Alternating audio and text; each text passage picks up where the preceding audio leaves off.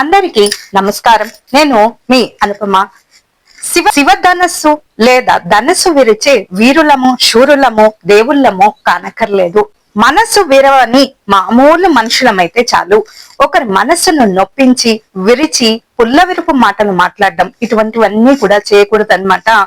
ఏదన్నా ఒకరికి సహాయం చేయడం కానీ, ఏదన్నా గొప్ప పని చేయడం గాని, ఒక జీవితాన్ని నిలబెట్టడం గాని, ఒకరిని ఆదర్శంగా తీర్చిదిద్దడం గాని, ఇటువంటివి చేస్తే ఎవరైనా శభాష్ అంటారు కానీ, పుల్లవిరుపు మాటలు, ఏవో వాళ్ళు మనసు నొచ్చుకునేలాగా మాట్లాడడము అంత మంచి పద్ధతి కాదు. అసలు అది మంచి పద్ధతి కానే కాదు.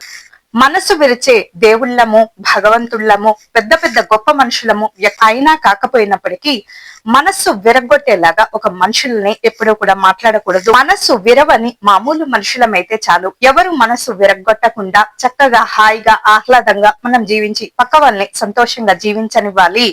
అవకాశం ఇవ్వాలి. స్వేచ్ఛగా బ్రతికేటటువంటి అవకాశాన్ని ఇవ్వాలి. స్వేచ్ఛగా బ్రతకడం అంటే విచ్చలవిడిగా బ్రతకడం అని కాదు అక్కడ అర్థము.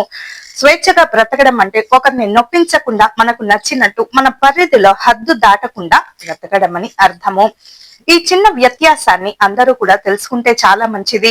ఏదో పదవి ఉందనో, కోట్లున్నాయనో, సంపద ఉందనో, బలగం ఉందనో, అందం ఉందనో, డబ్బుందనో, మరి అధికారం ఉందనో చూసి పక్క వాళ్ళ మనసును తేలిగ్గా విరిచి పారేస్తూ ఉంటారు. అలా విరిచి పారేయడం వల్ల వారు మిమ్మల్ని ఏమీ అనలేకపోవచ్చు. అరే, మరి నా పరిస్థితి ఇలా ఉంది కాబట్టే వీళ్ళు ఇలా అనగలుగుతున్నారా అనేటటువంటి ఒక్క కన్నీటి చుక్కగాని రాలిందా వంశం మొత్తం అంతరించిపోతూ ఉంటున్న అలుపులని గాని, ఏదో మరి జీవితంలో దెబ్బతిన్న వాళ్ళని కానీ, అసలే పరిస్థితి బాగోని వాళ్ళని మరింత మాటలతోటి అలా ఎవరైనా బాధ పెడుతున్నట్లయితే ఇక జీవితంలో వాళ్ళకి కోలుకోలేనటువంటి దెబ్బ తగులుతుంది. కాబట్టి ధనస్సు విరిచినా విరవకపోయినా, అంత పెద్ద దేవుళ్ళమో, భగవంతుడిని అంత గొప్ప వ్యక్తులము అయినా కాకపోయినప్పటికీ ఒక మనస్సును గాని అలా స్వేచ్ఛగా అలా జీవించగలిగితే ఇక ఆ జీవితం ధన్యము. ఇవన్నీ జరగాలంటే ముందు దైవభక్తి ఉండాలి.